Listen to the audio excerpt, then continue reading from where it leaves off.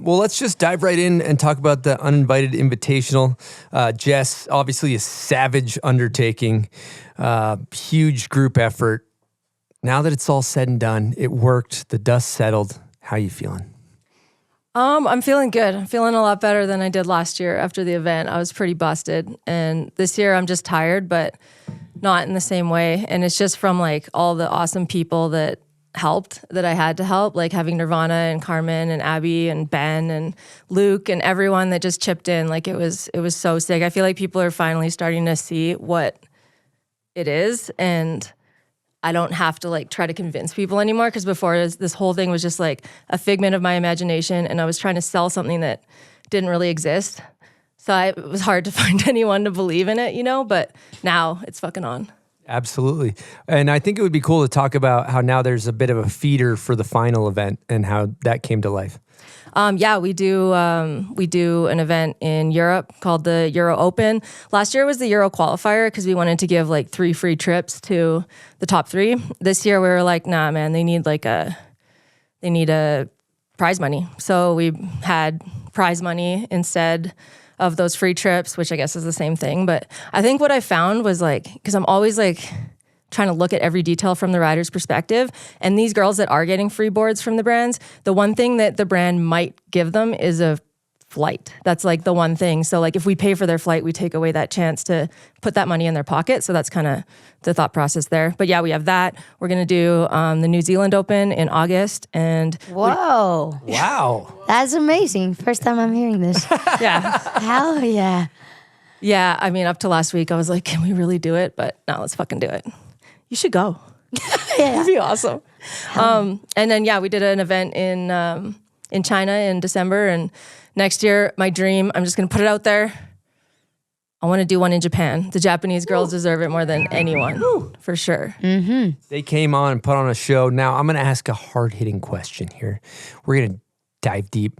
If you had a goal, if you could sum up, the mission statement for the Uninvited Invitational, how would you put it into words?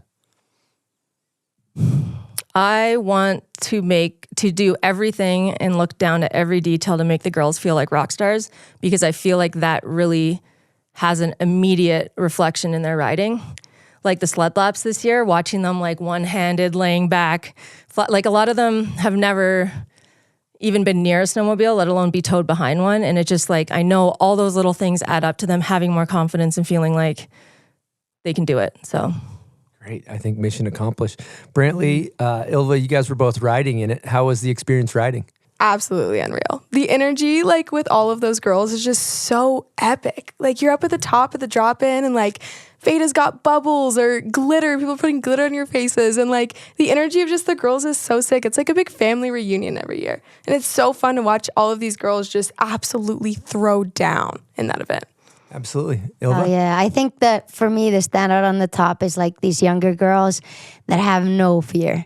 They're just standing there and all they think about is like how they're gonna nail that next trick. Like they have no fear. They have no like challenges of like, oh, there's people there. There's this, and this, which some others of us are dealing with. but like these younger girls, they are like so confident. I love it. It like shines.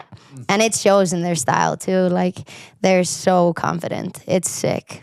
All right, we happen to have a guest question from Luke G. I'm not even going to try to say his last name. From Woodward. Legend. Here we go. What's up, Bombhole? It's Luke Giacopelli from Woodward Park City checking in with the guest question. Since the 4 days of the event was kind of a blur from my end, I would love to hear what the standout moment from the event was from each of your guys' perspective. Love y'all. Stoked to listen. Wow. Incredible.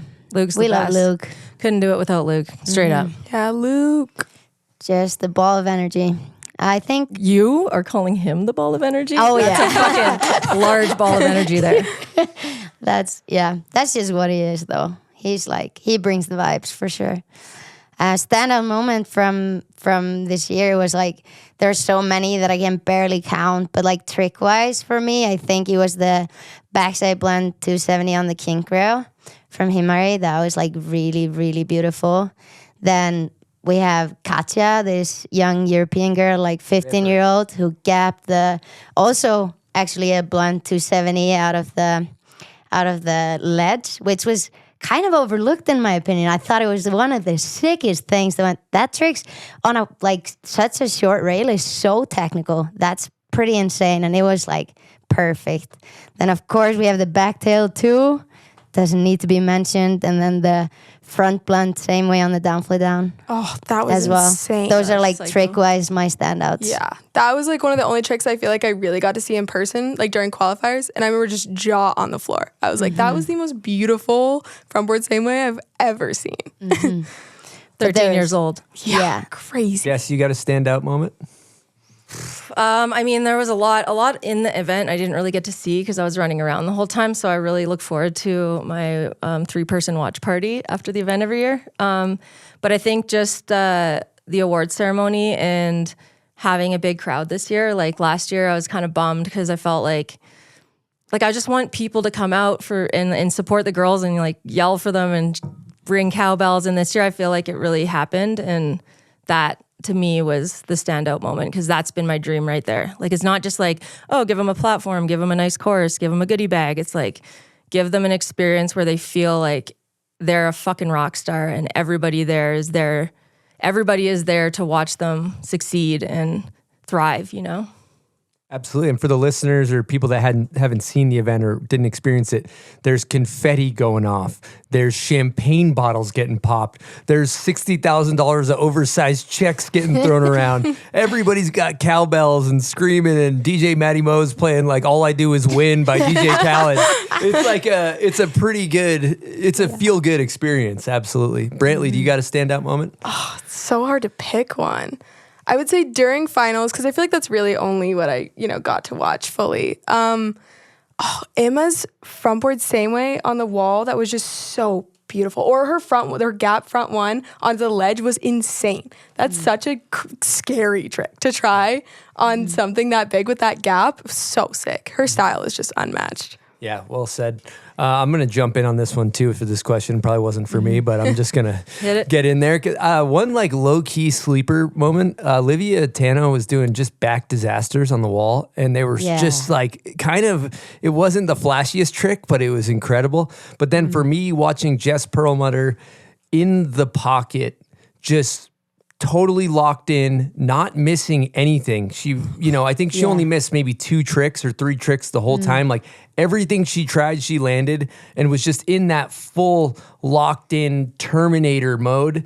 And just to like watch, it almost gives me like chills to think about because she was just on fire. And also for the listeners, we did pre-record an interview with Jess that we're going to drop in later in the show, just so you guys know. But yeah, Jess Perlmutter was jaw on the floor for me. Absolutely. But this just comes to show like how crazy it was this year. Like I could keep going on about my standouts for like half an hour more. Like I had to like restrain myself from not keep talking, and I'm like, okay, the others can talk a little, but like but like all of these things that you also shouted right now were also my standouts. Like there was just hammers after hammers going down, and everyone was looking so chill on their board. Like there was never a moment where I'm like, hey, like maybe tone it down. It was like actually like everyone was just in the right place doing the right things, So sick.